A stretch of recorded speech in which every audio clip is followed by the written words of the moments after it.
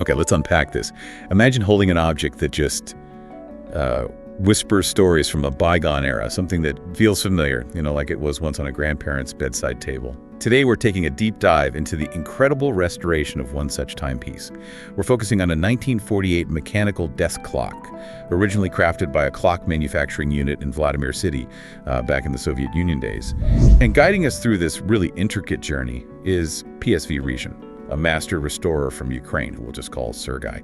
Now, these aren't just simple time tellers, are they? Desk clocks, they go way back. Oh, yeah, absolutely. Back to 17th century Europe, they were real symbols of status, technology for nobility and royalty. And this one, it's a mechanically wound beauty, a perfect subject for our deep dive. So, our mission today, follow Sergey's process meticulously.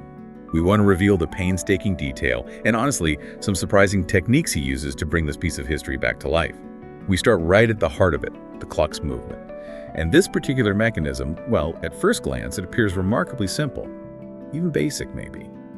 Sergey begins by carefully taking it apart, piece by delicate piece.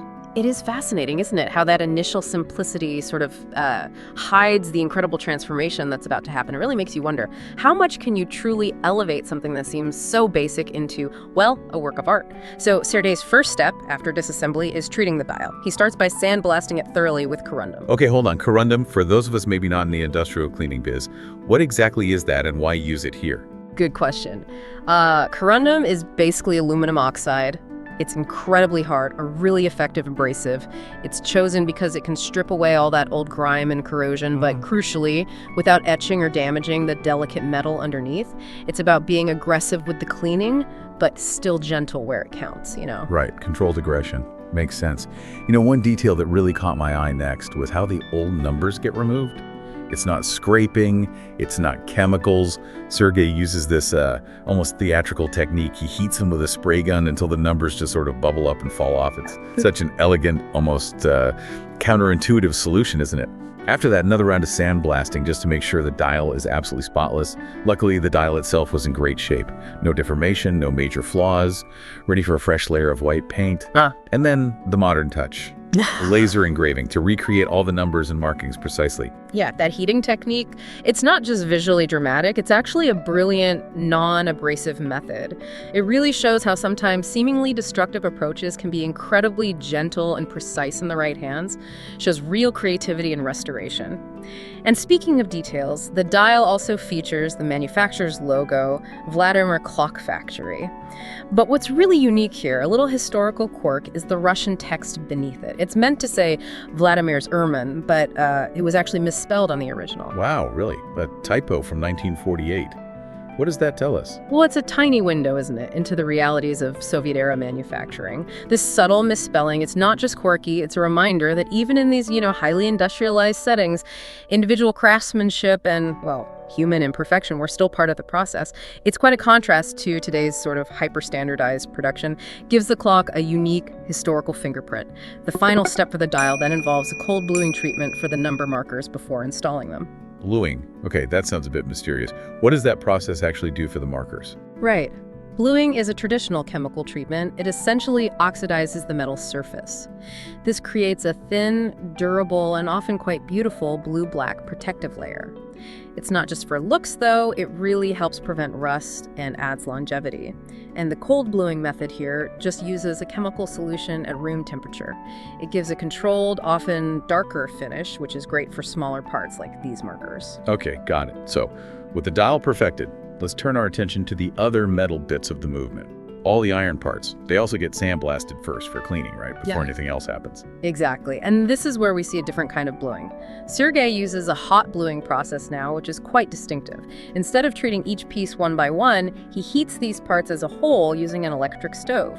After heating them to a specific temperature, they're plunged into oil. And the source material is quite casual about the oil type, suggesting, anything from chicken oil to corn oil or even apparently arowana brand oil will do. Wait, chicken oil? Seriously? So Sergey might be raiding his kitchen pantry for clock restoration. That's some serious resourcefulness. But okay, are there challenges or benefits to heating them all together like that? It definitely speaks to ingenuity. Heating as a whole, well, it simplifies things, makes it much more efficient for a batch of small parts. The challenge, of course, is getting consistent heat distribution. You need an even bluing across all pieces, and that really takes a master's touch. After that, the main plates of the movement are meticulously polished, while other base components get a thorough wash using an ultrasonic cleaner. So at this point, all the parts of this structurally simple but pretty robust movement are ready for assembly. Okay, all these carefully restored components. Now comes the moment of truth, putting it all back together. And this is where we really get to appreciate the clever design of this clock's internals. Tell us about this minute hand clutch friction structure. That sounds like quite a mouthful. It does, doesn't it? But it's a brilliant feature. Think of it like a safety clutch, really. This clever structure lets you adjust the clock's time just by rotating the hands on the dial without forcing or damaging the intricate internal gears. It's a really crucial design choice that protects the whole mechanism from accidental damage or wear. Smart thinking. We also see the silver module. This acts as the movement's weight system and the fourth wheel, essentially, its regulating mechanism, the heart that dictates its speed. And its speed can actually be adjusted right there on the clock. After winding the spring, Sergey checks the internal operation. Looks good.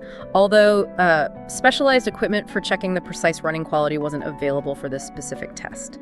So the movement assembly wraps up with the dial, hands, and the bottom fixing bracket being carefully installed. Right, so having breathed new life into the clock's mechanical heart, Sergey then turns his attention to its visible soul, the wooden body. And this often holds just as much character, maybe even more, than the movement itself, wouldn't you say? Oh, definitely. The casing tells its own story. So his first step is to disassemble all the damaged decorative panels and those side decorative blocks. Then he treats the main body by sanding it thoroughly with a grinding machine. And this really brings up an important point in restoration philosophy, like when do you preserve and when do you have to recreate? Since the original decorative pieces were just too damaged to reuse, Sergey actually makes new ones, and he uses a CNC woodworking carving machine for this. It's a fascinating blend, isn't it? Traditional restoration artistry meeting modern tech precision. These new panels are then carefully glued into place using woodworking glue. The finishing process for the wood involves more sanding to remove any burrs, then coloring with a dark water-based stain. This really enhances the texture and the look, and it's followed by a layer of purple protective paint, which actually dries completely clear. The end result is this very vintage, very charming appearance. It truly transforms the exterior. Okay, next up are those smaller metal parts we saw earlier, the ones likely sandblasted and blued. They get installed as fixings for the front lens module. And for the side decorative blocks, the ones with the metal strips, it's a multi-step process. Disassembly first, then sanding, vintage staining, and protective paint for the wood parts. The metal strips themselves, they just need simple sanding and cleaning. And these are also attached with woodworking glue. Now, what about the base plate? Given its condition, it sounds like that also had to be recreated using CNC cutting. That's right. It was too far gone, so a new one was cut. After cutting, it's shaped, and a special feature is added, this recessed groove at the bottom, perfectly designed to house the winding key, keeping it neat. Very practical design touch. Then the base gets staining, painting, and assembly with woodworking glue. Once that's dry, the base plate, winding key, and fixing pieces are all meticulously screwed into place. So, with the wooden casing looking beautifully restored, the movement is carefully installed back into its designated spot. Then, it's onto the back cover. Disassembly again, followed by sandblasting to treat any rust. The back cover has two holes, one for winding, the other for time adjustment, both operated by that same winding key we just mentioned. Keeps it simple. After sandblasting, the back cover gets sprayed with a layer of black paint, and its connecting parts are also sandblasted and then given a silver powder coating.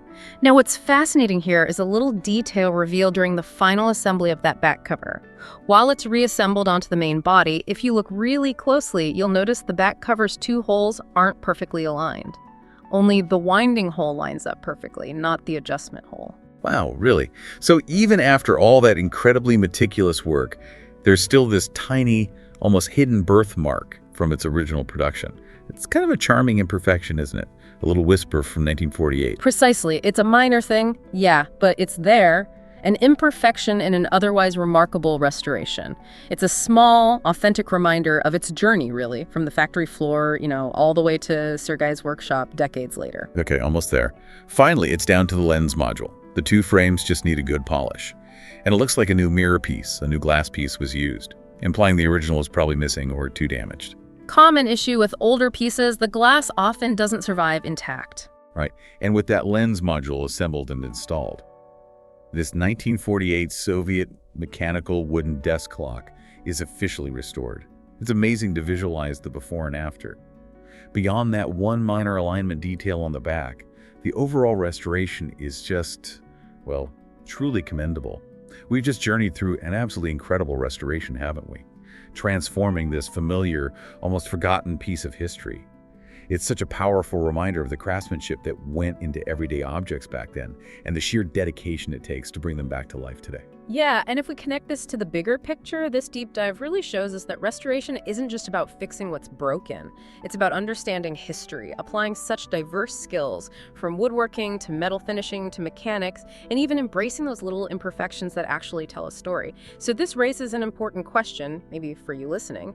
What old object in your own life holds a hidden story, one that's just waiting to be uncovered or perhaps even restored? That's a great thought to end on. Thank you for diving deep with us today. Until next time, keep exploring what makes the past tick.